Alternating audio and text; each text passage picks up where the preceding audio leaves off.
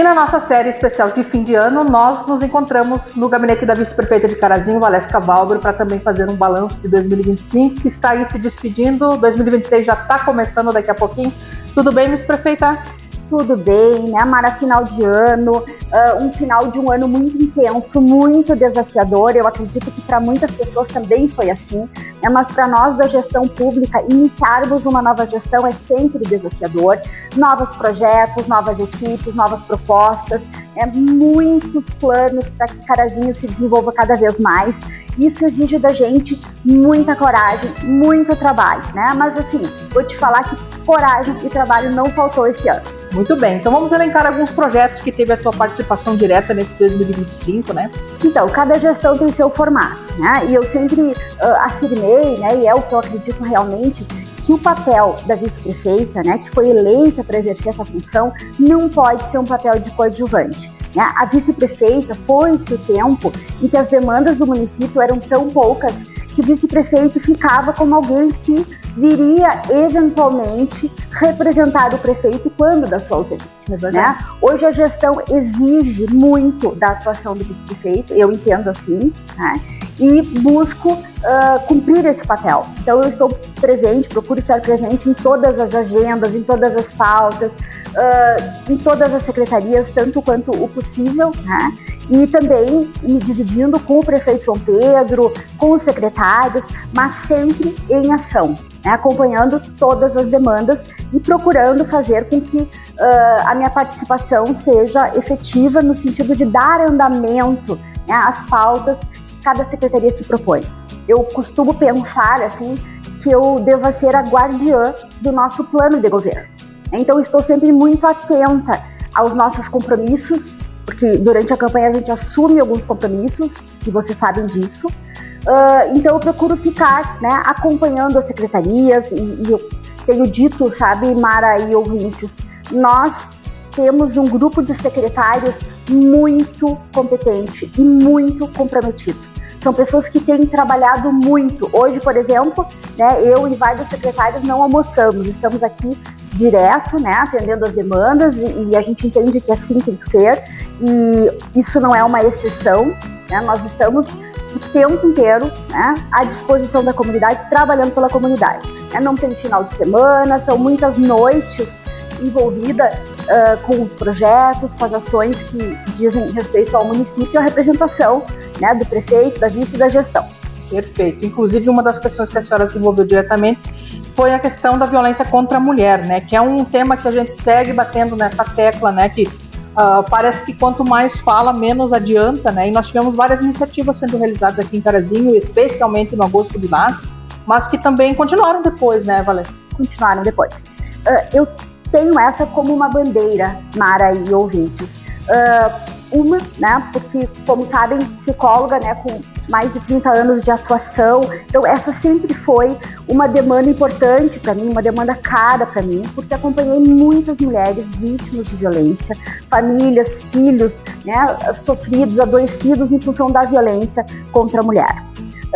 Quando, né, da minha entrada na política, eu vivi de uma forma muito dolorosa, né, essa realidade em contextos que antes eu não conhecia. Então a violência política é uma violência ainda muito presente. O que acontece, né, e os senhores podem constatar e acompanhar, nós mulheres ainda somos 10, 12% dos políticos no Brasil. Então esse número, ele fala por si. E eu, aqui em Carazinho, em 90 anos de emancipação do município, nós não tínhamos eleito uma mulher ainda para um cargo de gestão. Eu fui a primeira mulher eleita e a primeira mulher reeleita. E isso teve o seu preço, teve o seu peso, né? Então eu vivi muito na pele o que isso significa. Então imaginem, né, vocês ouvintes, o quanto isso é forte ainda na nossa cultura e quanto nós temos que estar unidos, homens e mulheres, para combatermos, né, uma cultura que ainda não abre espaço da mesma forma para mulheres. E por que lutar por isso? Né? Porque eu entendo, Mara e ouvintes, que uma sociedade igualitária, uma sociedade justa, né, ela precisa que as pessoas tenham as mesmas possibilidades de se desenvolverem, homens e mulheres. E que as mulheres, de uma forma muito especial, têm um olhar né, uma forma de enxergar as coisas muito complementar ao olhar masculino. Então nós precisamos estar presentes nos espaços de decisão, nos espaços de poder, assim como a gente agrega na família, nos locais de trabalho, né, na política nós podemos fazer muito a diferença. Então eu batalho muito por isso. E também, né, porque Carazinho, infelizmente, gente, e aí eu convido todo mundo a vir junto, segurando essa bandeira. Nós fomos, no ano passado, o segundo município do estado com maior índice de violência contra a mulher. No mês passado, nós tivemos mais de 50 registros, boletins de ocorrência de violência contra a mulher. Isso é muito grave, até porque a gente sabe, ouvintes, né, que esse número ele é subnotificado. Se estima, Mara, né, que um terço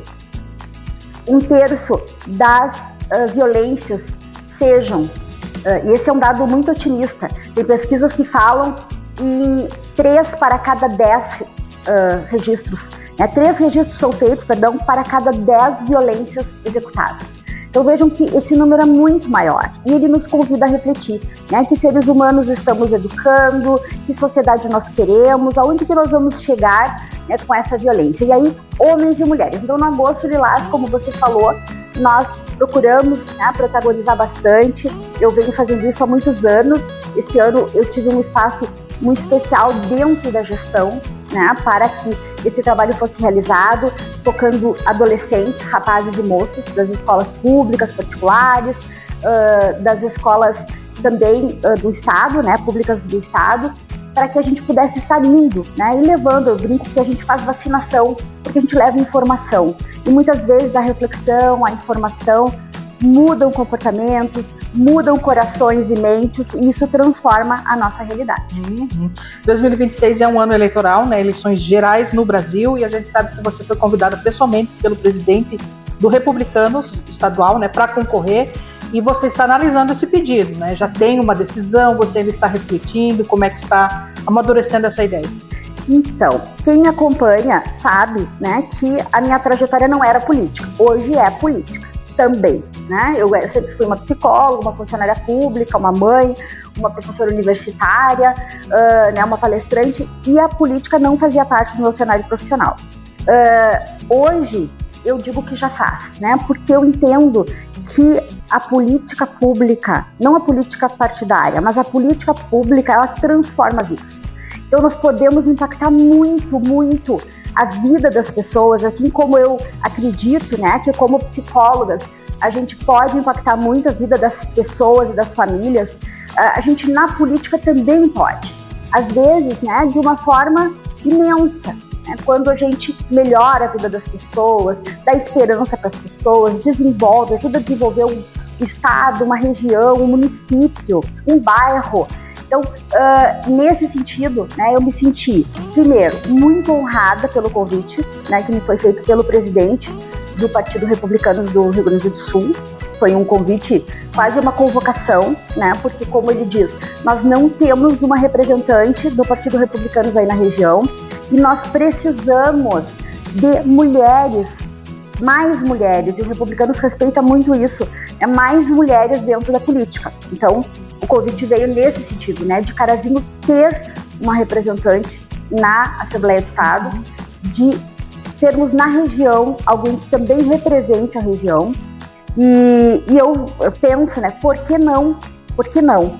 Por que nós, com o número de habitantes que temos, nós mulheres somos a maioria, somos as mães da outra metade, né, da população, então assim, por que não estarmos lá também? Né? Por que nós não nos comprometemos com isso?